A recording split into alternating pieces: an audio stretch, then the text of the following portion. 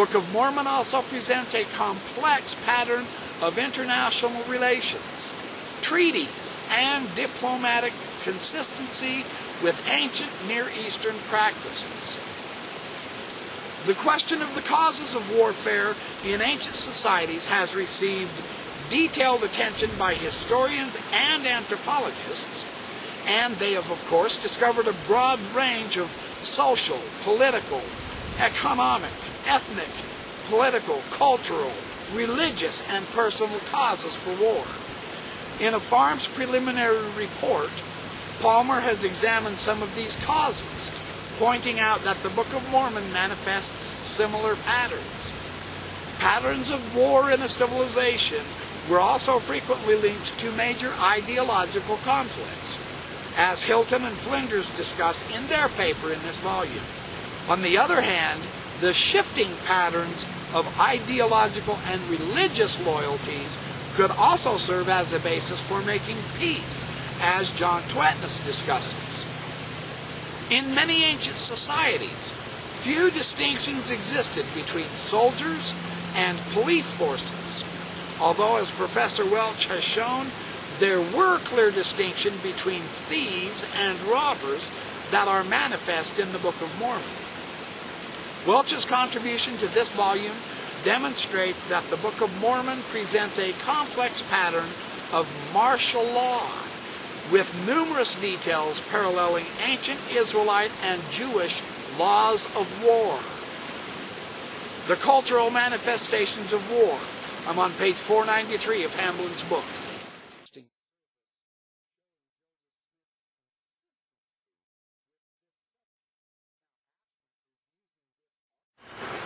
Ancient warfare was often a cultural and an artistic phenomenon. Before the modern concentration of wealth in the hands of capitalists and the development of the mass media, art forms, the two major patrons of literature and the arts were the kings and the priests. Most pre-modern literature and art, therefore, naturally reflects the concerns of their patrons.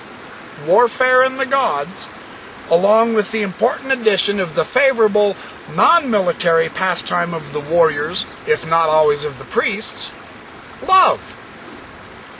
Most of the great classics of pre-modern world literature focus on the concerns of war, God, and love.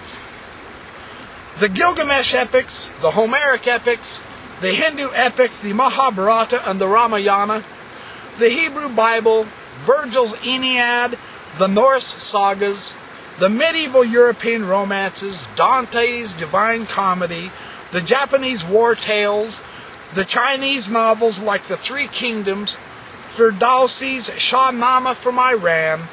The list could be greatly expanded. Likewise, war and God are the two major themes of the Book of Mormon, which can thus be seen as a typical product of the concerns of pre-modern elites.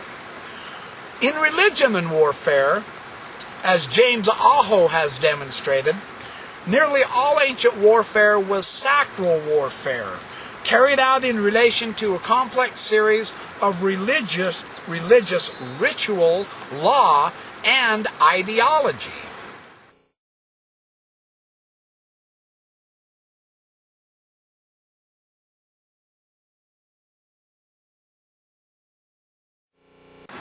Although there have always been political and economic factors and motives for ancient and medieval war, of course, pre-modern warfare was fundamentally sacral. Post-16th century European technology, it technologicalized war. This has become increasingly secularized war, not sacral war, with political, nationalistic, racial, and economic justifications predominating the modern warfare themes. The close connection between religious ideology and warfare is one of the most obvious ancient elements in the Book of Mormon. In numerous incidental details, the Book of Mormon reveals the substantial ties between warfare and religion, which parallel patterns in the ancient Near East and in Mesoamerica. In his chapter in this volume, Ricks has demonstrated that certain elements of Israelite patterns of holy war were continued in the Book of Mormon, along with the important ancient idea that success in war was due fundamentally to the wills of the gods. As he has shown, the Book of Mormon mentions activities such as consulting prophets before battles. Likewise, a strict purity code for the warriors themselves can be seen in the story of Helaman and the stripling warriors. An example of ritual destruction of cities in relationship to warfare also appears in the Book of Mormon, Alma 16, verses 1 through 11.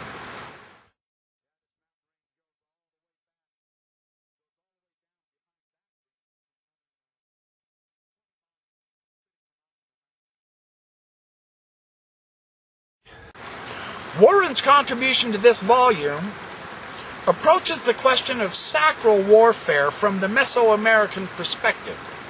Warren demonstrates that the issues of ritual kingship and human sacrifice of war prisoners, which many scholars now see as fundamental elements in Mesoamerican religious and political societies, these have interesting parallels in the Book of Mormon.